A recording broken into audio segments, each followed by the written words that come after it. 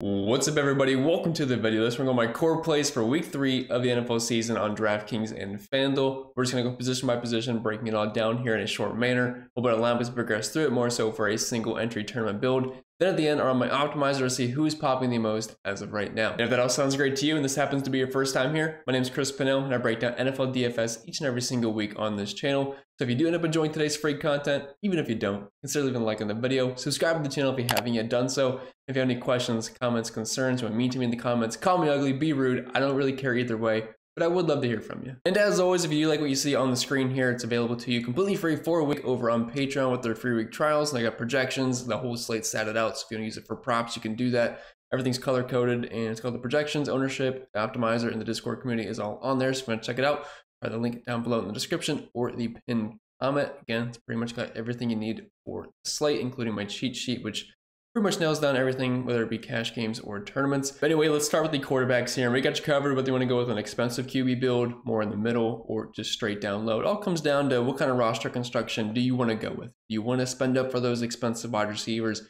get the Tyreek Hill, Justin Jeffersons of the world in your builds? You want to spend up for Tony Pollard, Derrick Henry, those kind of guys. So it all comes down to that. But quarterback pretty much is the starting point because we base our lineups off of stacks when it comes to tournaments, single entries. Cash games, you don't always have to stack, but it doesn't always hurt just to pair your quarterback up with a wide receiver. That's something that you have to do. But when it comes to GPPs, that is the main focus of our build. Because if we have Patrick Mahomes in our lineup, that puts us in a specific direction that we have to build. Because now we have to get like a Kadarius Toney in there, which never sounds that fun. But Travis Kelce is going to have to go in that build pretty much. And then at that point, we're going to have to find a run back option on the Bears. And that's kind of ugly too. There's not really many run back options I want on the Bears. So maybe not a good starting point here. But overall, Patrick Mahomes does project well for me. He's only a tournament play for me. And they are 12.5 point favorites.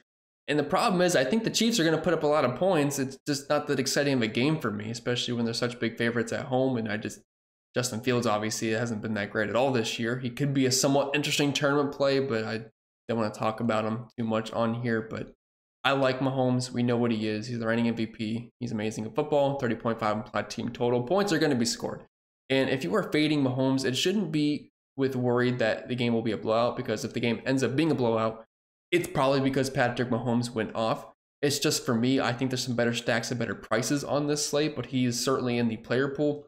Lamar Jackson is very interesting this week, $7,700. I do want to mention some of these games on the East Coast are going to be affected by that tropical system. I don't even know what the name is called, but it is impacting that area. We had a couple of baseball games canceled this afternoon for Saturday, and I guess it's still going to be in the area tomorrow. I believe Baltimore is going to be one of those games, although it doesn't look that concerning. I think the New York Jets and New England Patriots game is the one that's going to get the worst of it. So I don't really have any weather concerns outside of that game, and I hate that game anyway. I like the defenses, so it's a perfect storm anyway. So I like Lamar here for tournaments. This Indianapolis Colts defense shouldn't offer too much resistance, and we have clear stacking options with Mark Andrews or Zay Flowers. The good thing with Lamar is that he can get the job done by himself on the ground. We know the upside that he offers you with that. Not really too much of a passing threat, but anything he does with the air is always going to be an added bonus. But he should have a field day versus this defense. I do want to mention over on Underdog, they have his passing prop at 0.5 yards. That's obviously an easy over. Now you're going to have to pair that with your favorite option, but just letting you guys know, over on Underdog, you can get that promo at 0.5 passing yards for Lamar Jackson. And if you are a new user over there, promo code CPEN will get you a deposit match bonus up to $100, no strings attached. You can find that link down below in the description or the pinned comment. Justin Herbert, Kirk Cousins, this is the game of the week. 53.5 point over under. I believe it was 54.5. That must have went down a little bit, but either way, 27.5 total for Kirk Cousins, 26 for the Chargers and Justin Herbert. And that's the thing why this slate kind of sucks, because everyone's going to be playing this game, and it's really hard to get away from it, because outside of that, like even Lamar Jackson, I think he's a fine QB play, but that total is at 44.5. Even Tua with his high team totals at 47.5. So this is obviously where everyone is going to go. The ownership is going to be insane. And in tournaments, it always makes sense to pivot away from that. But it's really hard to do this week. Like, it's the clear-cut game, and obviously it just makes a ton of sense. Both these defenses can give up points. Both these offenses can score a lot of points, and they'll play at a quicker pace. The tight spread, 1.5 points, and we're playing in a dome, so no weather concerns. So it pretty much checks every single box. So good luck trying to get different tournaments if you are stacking this up. There is ways to do it, but Again, just really hard to avoid this one. But I like both quarterbacks, obviously. Kirk Cousins has been slinging it this year, over 350 passing yards per game. 2-game sample size, but if we go over to my QB stats here, not sure if it's going to line up perfectly on your guys' screen because I don't have it formatted yet. But I got Cousins throwing the ball about 40 times in this game, 295 passing yards. I got Justin Herbert slinging it close to 40 times, 275 passing yards. Got Kirk for 21.1 points, Justin Herbert for 20.4. Cousins is obviously going to be the chalk of the slate. You're just getting him in a great matchup. Going to be slinging the rock, has great weapons to get the ball to. Below 7K, high team total. Just makes a ton of sense there. So love both quarterbacks. But if I am playing cash games this week, Kirk Cousins is the man that I am going to roll with. Tua, he was not someone I was on earlier in the week. But with Jalen Waddle looking like he's going to be able to go, it's kind of hard not to have some interest here at $7,000 in tournaments. And this could be one way just to get a little bit different here by not just slamming in all the Chargers and all the Vikings you can handle. With a 27-point total here, I'll be willing to take some shots here. I mean, 357 passing yards per game through 2 weeks. Obviously, he exploded in week 1, which obviously helps a little bit. But we know he's got great weapons in Tyreek Hill, Jalen Waddle, even Dermot, whatever it is, Smith, whatever it is. He's a cheap tight end. You can easily stack with him. Then we have 2 cheap quarterbacks here. Russell Wilson is someone I wasn't on earlier in the week on the flip side of this Tua game here, but looking at projections and stuff, he's actually popping a little bit. Miami has been known to give up points to the quarterback position. They're going to be trailing in this game on the road. Only a 20.5 total, which I don't love, but at this price point, it's pretty easy to stack this up. And the majority of the game stacks here will have Tua as your quarterback, so this is just one way to get different. And he's pretty cheap and he does make things fit. Then Geno Smith, if you're looking for another cheap option here, just a near 24-point applied team total here at home versus Carolina defense, which I'm obviously not too concerned about. Good stacking options with DK Metcalf, Tyler Lockett, and Jackson Smith and Jigba. So I think he's fine for a cheaper option, but not really loving the cheap guys this week. So I'm probably going to be living in the 6 to 7K range for the most part. And moving over to our build here, I might just be a chalk donkey and throw in Kirk Cousins. And for the record, do not copy and paste this lineup that you see here. We were just building on the fly and just fitting in players that we talked about. And we're trying to make sense of it with an optimal roster construction for like a single entry type build. If you are someone that copy and paste lineups on YouTube for your DFS contest, you need to look in the mirror, reevaluate your life decisions because that is not a profitable strategy. But what you can do is apply the techniques that I'm using or just the kind of roster construction and apply it to your own builds, your own lineups, and your own favorite plays. Because obviously we're not going to agree on everybody because everybody good on everything. Everyone would just be 100% owned, and that's obviously not the case every single week. So at quarterback, as much as I want to eat the Kirk Cousins chalk, I used him in my first look video. For the sake of being different, Cousins is my QB1, but again, for the sake of being different, let's just throw in Tua here, $7,000. He's only $100 more.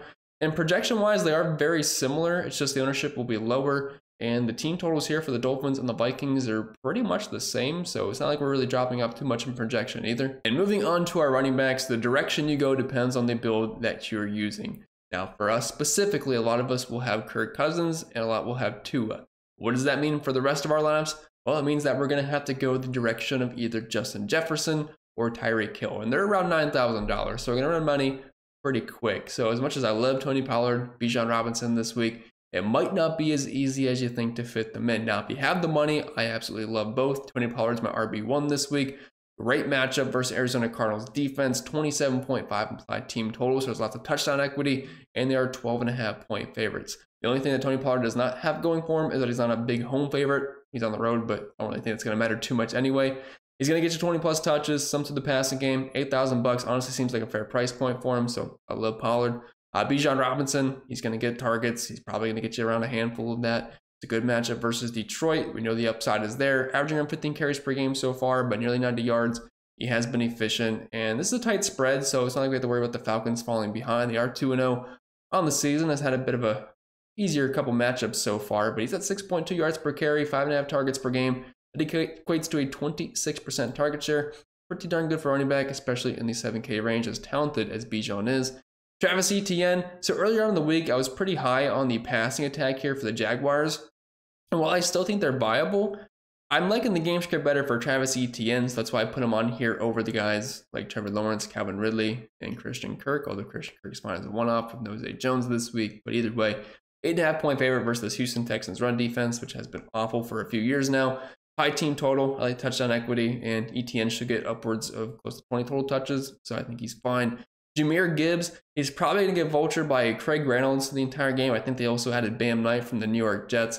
but we know the talent's there for Gibbs. He had 9 targets last week. If we can get close to 10 carries and 5+ targets from Gibbs, that's from 15 touches, which I think is probably a fair assumption in some way. He gets 15 touches at $6,600 versus the Atlanta Falcons at home. But just be ready for Craig Reynolds with still 2 touchdowns and kind of killing Gibbs' complete upside there. Ken Walker, if you're just looking for a home favorite running back, scored a couple touchdowns last week. 24-point implied team total, 5.5-point favorite at home versus Carolina Panthers defense, which I'm not going to be too concerned about. The Seahawks should be able to move the ball a bit, so I think Walker is in play. Raheem Mostert, if you were not going with the Dolphins passing attack, he would make sense there to try to get a little bit different. He's been efficient in both games, 5.6 yards per carry this season. Has also had a touchdown in both games. We know the Dolphins are going to move the ball, get in scoring position, and Mostert will be involved in the passing game a little bit as well. The only downside with Raheem Mostert is that he gets hurt a lot, but as of right now, he's healthy, and when he's healthy, he's usually pretty good at football.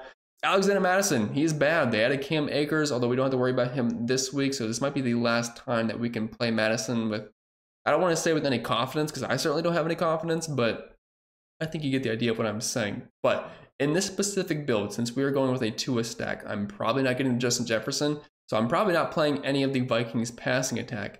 And with that being the case, and I think they're going to put up points, they have a huge team total for a reason, I should probably get some exposure to this game. So playing Madison in a great matchup on the ground versus Chargers defense that bleeds points to the run and running backs in general, I think that makes sense for this build. So we're going to be rolling out Madison for our single entry here. Miles Sanders, if you're just looking for volume and a good matchup, I like him. And with Andy Dalton under center, as bad as this might sound, it's probably better for the Panthers at this current time.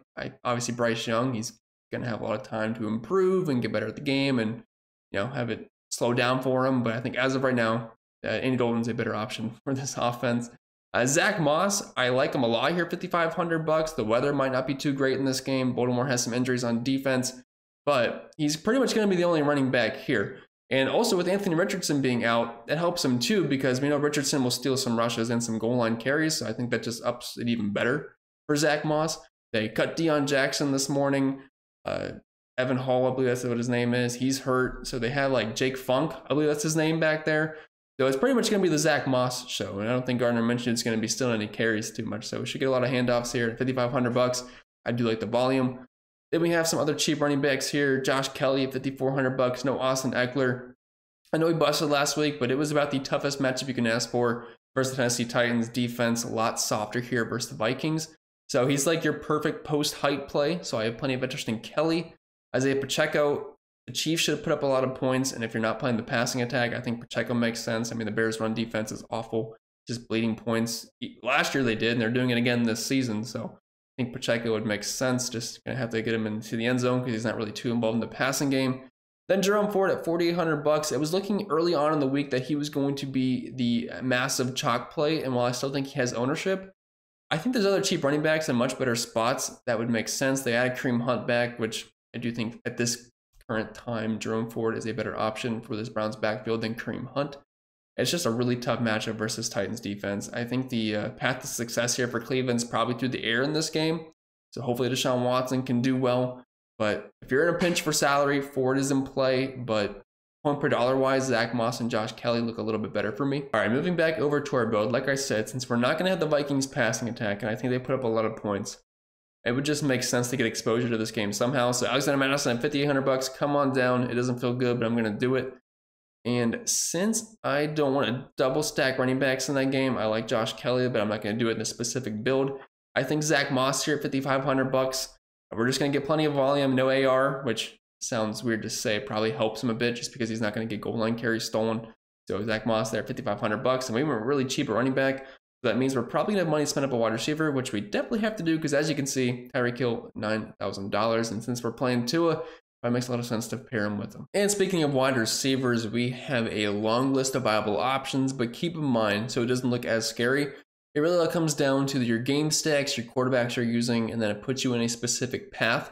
Obviously, you can't stack your entire lineup, and if you're playing cash games, one-offs are totally fine. But since we have, like, say, Tua in the build that we're using right now, we don't have to kind of be intimidated by the long list of receivers that we have because we have a specific starting point that we can look at. We can look at Tyreek Hill at $9,000. We can look at Jalen Waddle at $7,500. And on the flip side of the game, we have the Denver Broncos. So Jerry Jeudy, Cortland Sutton. That's already taken up 2 to 3 spots right there. So it's not as scary as it looks when we have a very long list. It just depends on the quarterback you're using. Then it puts us in a specific direction. So if you're using Kirk Cousins, Justin Jefferson, Jordan Addison, that's going to be your starting points right there. With Tua, we already talked about it. Tyreek Hill, Jalen Waddle. You also look at River Car Crash. I don't forget what his last name is, but it's close enough. If Waddle happened to miss, although I guess the assumption is that he is playing, he would be fine, but it looks like Waddle will be playing. CeeDee Lamb, he's one of the guys that I think is fine as a one-off. I don't have a ton of interest in Dak here. I think the Cowboys put up a lot of points, but I just kind of prefer getting pieces of one-offs, whether it be CeeDee Lamb or Tony Pollard in this game. Keenan Allen, if you are stacking up that Vikings game, he is one of your best run back options with no Austin Eckler. He is just pretty much the guy they use to move the chains. You can throw Mike Williams in there at $6,000, big play upside. And I think he's due for a big game. And I think the Vikings defense that is awful versus wide receivers is a pretty good spot for it. So we're also getting a $1,600 discount. Now, he's not nearly as safe as Keenan Allen, but that's why there's the price discrepancy. You are using Geno Smith, or I don't think you're going to be using Andy Dalton. So probably just if you're using Geno Smith, DK Metcalf, Tyler Lockett, there's going to be both your options there. And they're all really cheap. Like if you want to stack the Seahawks, it is really easy to do this week because Geno's below 6K, DK Metcalf, Tyler Lockett in that 6K range. The run back options kind of suck. You could look at Mingo or the corpse of Adam Thielen being thrown to by the corpse of Andy Dalton. It's not the prettiest thing in the world, but it will get you a little bit different. You are using Baltimore stacks with Lamar Jackson. You're looking at Zay Flowers, who's been great so far. You can run it back with a guy like Michael Pittman, who's also been pretty good this season. Obviously, he doesn't have Anthony Richardson, but I think Gardner Minshew can get him the ball. And then we have Christian Kirk. He's one of the one-off guys I think is fine. No Zay Jones this week, which I realize they don't exactly play the same kind of position, where Zay Jones is more of a deep threat, but just opens up more targets in this offense. Nico Collins, Tank Dell, if you are stacking Jacksonville with Trevor Lawrence and like guys like Calvin Ridley, Christian Kirk, whoever it may be, these are your run back options, although I think they are fine for one-offs, whether it be cash games or even tournaments. Tank Dell is going to open up your salary quite a bit. He's $3,600, and I think he can get you probably at least 5 targets, which is all you can really ask for at $3,600. Houston should be throwing the ball a ton this season, so I think the price is really low on both of them. Nico Collins, I think, will be a stud this year, so $5,300 still seems like a fair price point. Cortland Sutton, he would be a fine one run back option if you're in Tua stacks, or if you're rolling out Russell Wilson, which I think is fine. I think Sutton makes sense at $5,100, but there's other options in this offense, but Sutton would be my favorite. And Josh Reynolds, kind of similar to Nico Collins, Tank Dell, I think they're fine, cheap one-offs. It's only $4,200. And so far this year, I know it's a smaller sample size, but with no Jameson Williams, he's actually been pretty productive, averaging nearly 75 receiving yards per game on 6 targets, nearly a 20% target share, and he's also got a touchdown in both games so far. And moving over to our build, since we got Tua, let's get some pairing options here. So we're going to roll in Tyreek Hill at $9,000. Very expensive, but you kind of just got to do it. Jalen Waddle is questionable for this game. There's a chance he misses, but with his limited participation on Friday's practice, I think it is probably a indication that he will end up suiting up. But again, if he happens to miss, we have River down here at only $3,400. He would be in line for some extra targets, and it wouldn't be that bad to get a cheap stacking option. Now, I would love to fit in Waddle if he does play. The problem is they're probably going to start running out of money. As you can see, only $3,800 left for the last couple of spots. So if we can fit him in, we will try. But for right now, let's leave him out. And then let's just use Cortland Sutton as a run back option here at $5,100. And move on to tight ends and defenses. And honestly, I just hate tight end this week. They all suck. Just pick your favorite cheap option and hope they catch a couple of balls. Because if you don't have Travis Kelce or Hawkinson, I guess also Andrews is kind of in that tier. It's like, who even cares at this point? If you have the money for Kelce, I mean, yeah, obviously play him. It's only $7,200. Seems a bit cheap for Kelce. We know the upside that he offers you. Had 9 targets in his first game back. TJ Hawkinson, I think he's going to be in for a big year. Would it be the hottest take in the world to say that Hawkinson might be the tight end 1 this year over Travis Kelce? I don't think it would be. He just always gets targets with Kirk Cousins, and he's going to be fed. And touchdowns were there last week versus the Philadelphia Eagles. It's a good matchup versus the Chargers, so I like Hawkinson a lot. Andrews, he would be fine in a Lamar Jackson stack, but I don't think I want to one-off the guy, but very beatable Indianapolis Colts defense. And if you're looking for the cheapies, tons of cheapies you can play this week. Don't think there is just 2. Just pick whatever one fits your lineup the best. But Zach Ertz, he's been getting peppered, 9 targets per game the past 2 weeks, also 6 catches, 40 receiving yards. That's fine at $3,500, and they should be trailing just about every single week this year. As a 12.5-point dog versus Dallas, should get a healthy dose of targets once again. Now, they might not be the most efficient targets, and the matchup sucks, but it is what it is. Don't get too greedy.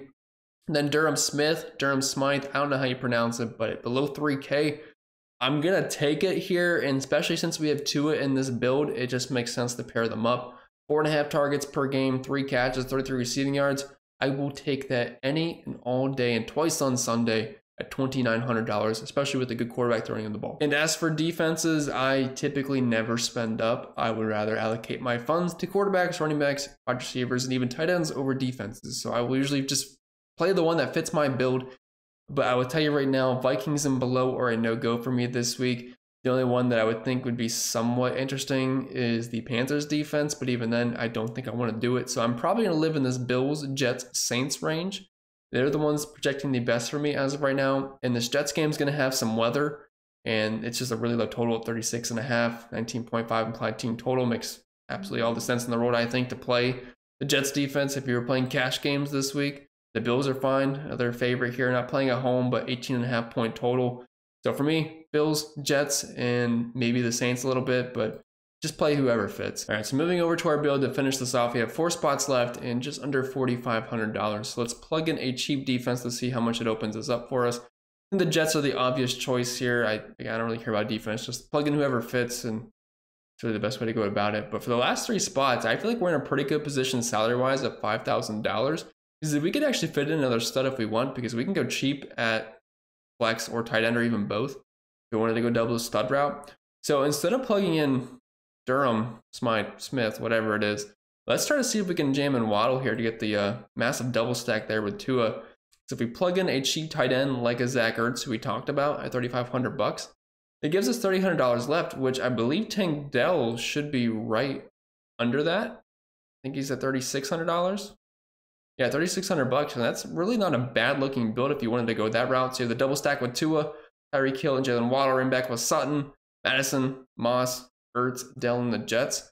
A little chalky, but again, we're not playing Kirk Cousins or Jefferson, so that at least keeps us a little bit different. If you wanted to go the cheap tight end route instead of going with Jalen Waddle, or if he just happens to miss, I guess we could cover that base.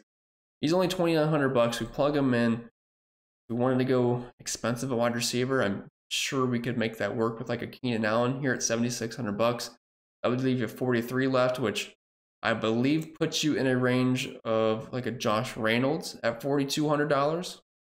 Yeah, Reynolds is here at $4,200. I know he's questionable. I'm assuming he's going to be good to go, but if not, I guess that's a different discussion for another day. But I'm assuming he's going to be in. Or you could go down to Tank Dell and upgrade it somewhere else. But overall, I think the construction of both these lineups are pretty good. Don't copy them, but use this similar techniques to your own build. And like I said in the beginning, turn on the optimizer to see who is popping the most as of right now with the current projections and ownership projections that I currently have set in place. Didn't really do too much to these settings or build groups, anything like that. Just made sure I had stacking options with run backs on there.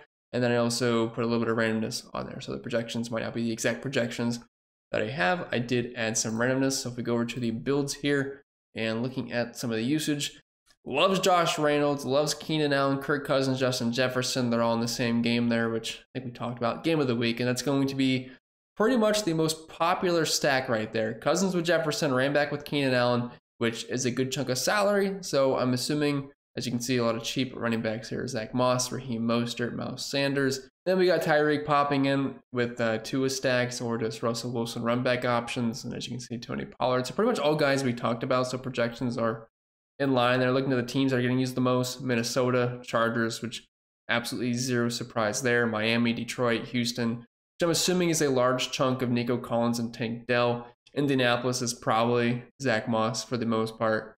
Looking at the games, so in 150 builds, just with a little bit of randomness, we're still getting 86% of this game getting populated in lineups, and that could just be any player. Miami and Denver, popular one as well. Jacksonville, Houston, Detroit, Atlanta, Baltimore, Indy. So that'll give you a good idea of what games are going to be popular this week. Obviously, not everyone's using the same set of projections, but everyone is usually somewhat close. So we can pretty much tell where the ownership is going to lie. With that being said, guys, that's all I got for this video. So hope you did enjoy. And even if you didn't, leave a like on the video. Subscribe to the channel if you haven't yet done so. If you have any questions, comments, concerns, leave them down below. I'm more than happy to get back to you. But I wish you all the best of luck, and I'll see you all next time.